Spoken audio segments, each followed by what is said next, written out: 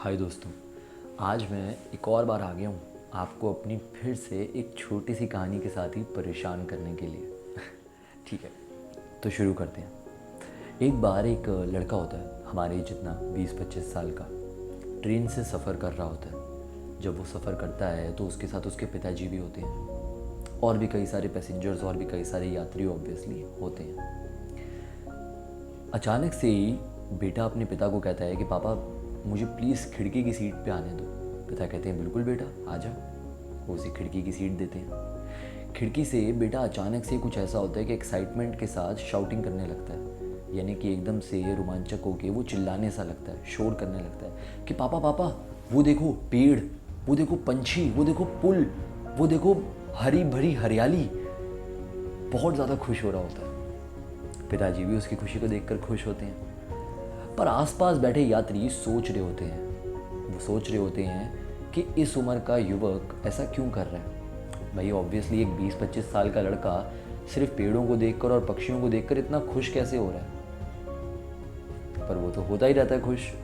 साथ में बैठे एक यात्री और पैसेंजर परेशान होकर उसके पिताजी से पूछ ही लेते हैं और कह ही देते हैं कि देखिए आपका जो बेटा है शायद दिमागी हालत से ख़राब है, तो आप उसका इलाज किसी अच्छे डॉक्टर से कराएं, क्योंकि इस एज के लड़के तो इतना ज़्यादा हैरान तो नहीं होते सिर्फ नॉर्मल चीज़ों को देखकर। तो उस बेटे के पिताजी उन यात्री की बात को सुनकर हल्का सा मुस्कुराते हैं और कहते हैं कि एक्चुअली अभी हम डॉक्टर के पास से ही आ रहे हैं। एक्चुअली बचपन से ही मेरे बेटे की आंखें ही नहीं थी, उसे आज ही हमने आंखें डोनेट कराई हैं किसी उस इंसान की जिसकी डेथ हो गई थी।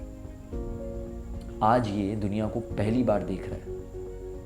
तो जिस तरीके से एक बच्चा दुनिया को पहली बार देखता है, सारे रंग, सारे कलर, सारी चीज़ें, तो ये भी वैसे ही देख रहा है। इस बात को सुनकर ना सिर्फ वो यात्री बल्कि ट्रेन में बैठे सभी पैसेंजर्स ने उस बेटे के पिताजी से माफ़ी मांगी, क्योंकि वो सब उसके बारे में गलत सोच रहे थे। हमारी ज़िंदगी के अंदर भी हम लोगों को जज कर लेते हैं बहुत जल्दी, और ये हर किसी के साथ होता है। कई सारे लड़के हैं जो लड़कियों को जज कर लेते हैं, कई सारी लड़कियां भी हैं जो लड़कों को जज कर लेती हैं। ये कैसा है वो वैसा होगा, ये कैसी है वो वैसी होगी। ये चीज़ गलत है। कहीं ना कहीं से आप भी ये जानते हैं कि आप परफेक्ट नहीं हैं। दुनिया में कोई भी परफेक्ट नहीं होता, भगवान भी नहीं थे तो हम तो सिर्फ इंसान हैं। तो जब हम परफेक्ट नहीं हैं तो किसी और के बारे में अपने मन में कोई राय बना लेना और किसी को जज कर लेना कितना ज़्यादा गलत है। आप किसी इंसान के साथ बात करते हैं, उसके साथ रहते हैं, उसकी चीज़ों को समझते हैं, उसके सपनों को समझते हैं, उसके पास्ट को देखते हैं, उसके प्रेजेंट में उसके साथ रहते हैं और उसके फ्यूचर में उसके साथ रहने का और उसके साथ खड़े होने का दावा करते हैं या वादा करते हैं, तो बात समझ में आती भी है। पर इन सब के सिवा किसी को सिर्फ उसके कपड़ों के बेसिस पे, पर्सनैलिटी के बेसिस पे जज कर लेना कहीं ना कहीं सबसे ज़्यादा गलत है, ऐसा मेरा मानना है। किसी और को जज करने से पहले 1000 बार सोचें कि उसके अपने स्ट्रगल्स रहे होंगे, उसके अपने स्ट्रगल्स रही होंगी।